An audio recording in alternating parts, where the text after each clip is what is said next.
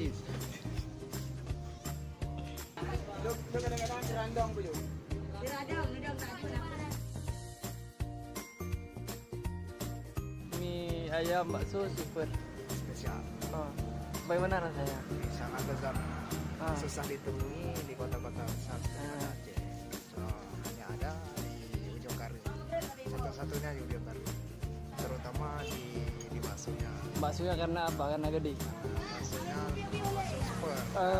Karena super. Kalau sini bilang bakso super. Terus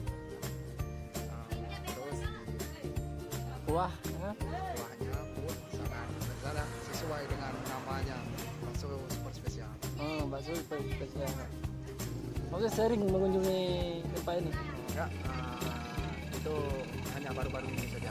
Kebetulan tadi kami jalan-jalan, itu singgah di sini. Terus kami lihat ada bakso, nah kami berhenti, karena kami makan. Berarti termasuk penjajah makanan juga ya? Oh, ya. Nah, kadang-kadang juga. Berapa nilai yang bisa dikasih ke Kalau ini, kalau menurut saya ini kasih 80 aja. 80 aja? Nah, karena kalau di kota-kota ini nggak ada, belum ada mungkin ya. Mungkin apa memang belum ada, apa mungkin saya nggak tahu. Nah, karena saya sering jarang juga makan makanan bakso-bakso seperti ini. Ya. Oke, terima kasih.